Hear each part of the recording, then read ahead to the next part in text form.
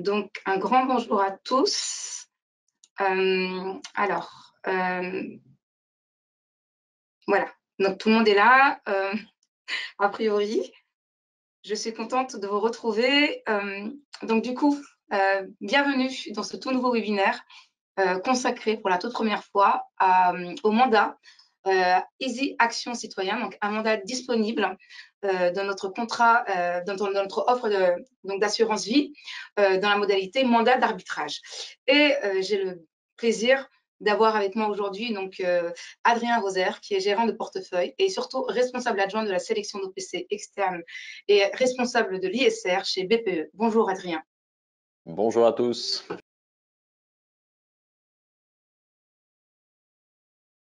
Là, on va parler de performance financière et de performance extra-financière. Je vais de nouveau donner la parole à Adrien de manière à ce qu'il nous commente justement donc, ces différentes performances. Oui, tout à fait. Alors bon, les performances financières depuis la création, donc maintenant ça fait quelques années qu'on a lancé le mandat citoyen, c'est février 2020 précisément. Bon, bah, les performances en tout cas elles sont bonnes.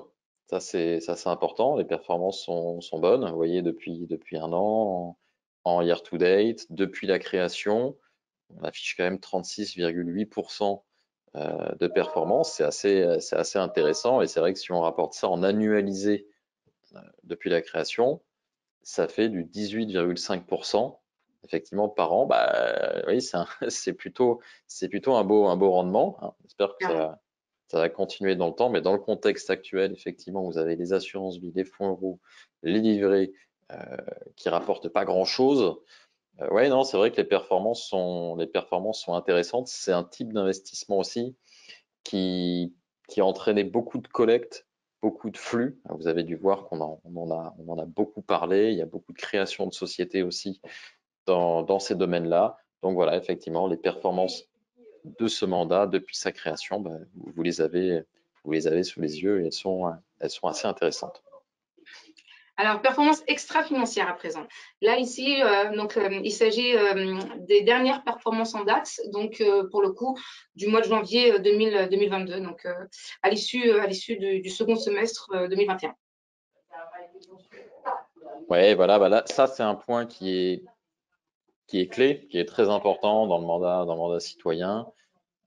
C'est la partie extra-financière. Donc, bah, je vais vous commenter un petit peu ces graphiques. Je m'assure effectivement, voilà, c'est bien ça que vous avez sous les yeux. Ouais, c'est présenté, ok, c'est présenté deux par deux. Donc, on va commencer par l'environnement, sur les critères environnementaux. Donc, ce que vous pouvez voir, effectivement, les deux premières barres, c'est le portefeuille, et la dernière en grisé, c'est l'indice de référence. Donc, ce qu'on constate en tout cas sur l'évolution des deux semestres, donc on a un portefeuille qui a 106, qui est en diminution par rapport à l'année dernière. Donc ça, c'est aussi une trajectoire qui est intéressante, et surtout qui diminue fortement l'intensité carbone par rapport à l'indicateur de référence qui, lui, affiche une consommation de 175. Donc, vous voyez, la différence est quand même sensible. C'est un indicateur effectivement qui est très important et qu'on se doit de piloter. Donc, on se doit, dans ces mandats, de réduire l'empreinte carbone. Voilà, sur le critère carbone, critère très très important. Je ne vais pas m'engager, mais j'espère effectivement qu'on sera toujours en dessous de l'indicateur de référence. C'est quand même un des objectifs du mandat. Sur la gestion de l'eau, donc ce qu'on peut constater aussi, c'est que le portefeuille il réduit très très sensiblement cette consommation d'eau par rapport à l'univers de référence, parce que les derniers chiffres, on est sur 4806 contre un indicateur de référence qui est à quasiment le double, qui est à 8000 et des poussières. Donc là aussi, hein, c'est un enjeu important quand même, la gestion de l'eau, et on a un portefeuille vraiment qui a un impact très fort sur cette métrique-là. Est-ce que tu peux nous rappeler, alors on les a vus un peu plus haut, hein, mais est-ce que tu peux nous rappeler ce que ça représente concrètement, justement ces deux indicateurs clés pour le coup? Oui, comment on les mesure? Ouais, exactement. Est-ce que tu peux nous les rappeler justement? Oui, bien sûr. Sur l'intensité carbone, ça mesure le nombre de tonnes de gaz à effet de serre qui est émis pour 1 million de dollars de chiffre d'affaires. Donc, on tient compte effectivement du chiffre d'affaires des sociétés. Bon, ce qu'il faut retenir après, effectivement, c'est vraiment l'ordre de grandeur aussi par rapport à l'indice. Donc ça, c'est l'aspect technique. Et puis pour la gestion de l'eau, pour répondre directement à la question, c'est la consommation d'eau en mètres cubes, toujours pour 1 million de dollars de chiffre d'affaires. Alors, donc ça, c'était pour l'environnement. À présent, le Ouais. social. Donc si on passe maintenant aux critères sociaux, donc on a les créations d'emplois. Donc là aussi, c'est quelque chose de très important qui impacte aussi beaucoup d'ODD et finalement qui crée un cercle vertueux parce que quand vous créez de l'emploi, vous créez aussi des revenus, vous créez des compétences, vous améliorez le PIB d'un pays, vous améliorez aussi l'accès à la formation, à l'éducation, tout ça. Donc c'est un critère qui est aussi important, qui est très très important. Donc les créations d'emplois, donc le taux de croissance annualisé des effectifs sur 5 ans, donc ça prend un petit peu de recul. Et le portefeuille affiche des créations d'emplois qui sont de 7 contre un indicateur de référence qui est à 5,5. Donc là aussi, c'est assez intéressant parce qu'il y a pas mal d'avances. Je pense qu'on doit être au maximum, ce chiffre 7, je pense, de ce qu'on a pu faire en tout cas sur le Easy Bourse Action Citoyen. Effectivement, c'est aussi un chiffre qui s'améliore d'une année sur l'autre. Un autre critère où là, pour le coup, on est un peu moins bien disant. Donc, on est moins disant, on est moins bon que l'indice. On peut pas être au top partout. C'est le taux de formation. Le taux de formation qui mesure le nombre annuel d'heures de formation par salarié. Alors, on n'est pas loin, hein. On est un peu en dessous. On est à 28,5 contre 29,5. Donc, il y a un point de retard et c'est vrai que c'est un chiffre qui baisse un petit peu d'un semestre sur l'autre. Bon, il y a des explications à ça. Il y en a plusieurs. La première, c'est qu'on investit aussi, c'est ce qu'on a présenté tout à l'heure sur des slides, sur des actions qui peuvent avoir des tailles petites et moyennes. Et souvent, les entreprises de taille petite et moyenne, c'est pas forcément leur priorité. D'abord de former, on va dire officiellement, les salariés, parce que c'est vraiment les heures de formation dispensées. Les formations se font plus, on va dire, sur le même bureau ou de manière un peu moins formelle. Donc il y a de la formation, mais il y a aussi beaucoup de croissance. Mais le taux officiel mesuré peut être un petit peu plus faible.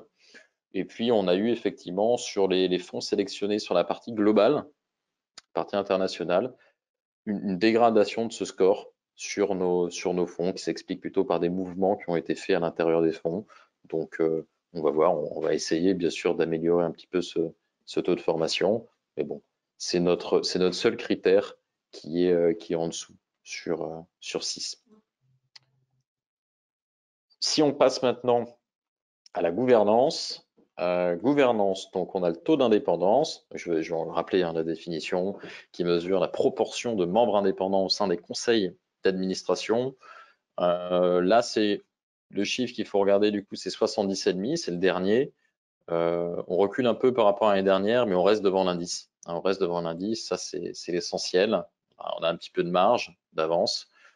C'est quelque chose qui n'est pas toujours évident à piloter dans le portefeuille, mais bon, ce qu'il faut retenir, c'est qu'on reste au-dessus sur le taux d'indépendance.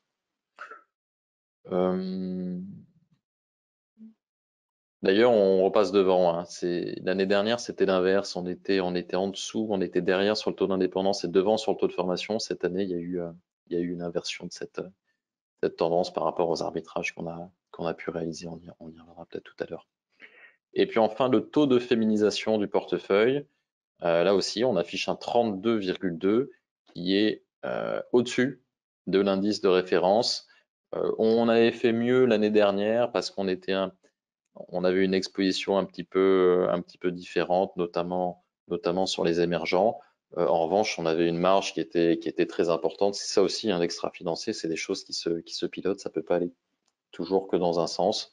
il y a aussi des variations, c'est aussi des choses qui bougent par rapport à ce qu'on peut introduire et renforcer, vendre en portefeuille, mais on reste quand même devant l'indice de référence. Donc, sur ces critères-là, on est à 5 sur 6 au-dessus, avec notamment des critères très importants comme le CO2, comme la water et comme l'emploi, qui sont quand même très très largement devant les indices de référence en termes d'impact. Merci énormément, Adrien. Je pense que du coup, on va arrêter là justement donc, ce premier webinaire consacré au mandat action citoyen donc dans EasyV. Pour le coup, merci énormément pour votre participation. Nous vous rappelons que justement donc ce webinaire a été enregistré et donc vous sera envoyé déjà, donc il sera envoyé aux différents inscrits. Il sera également disponible justement sur notre chaîne YouTube et sur justement la homepage de notre site easybourse.com. N'hésitez pas encore une fois à nous formuler vos commentaires, vos remarques et même vos questions si vous en avez encore. Merci énormément. Merci à toi, Adrien. Du coup, je te donne rendez-vous a priori au mois de juillet peut-être pour de nouveau commenter donc le rapport semestriel donc du mandat et puis d'ici là porte-toi bien. Merci énormément messieurs, Très dames. bien, merci Ben, merci à tous. Au revoir.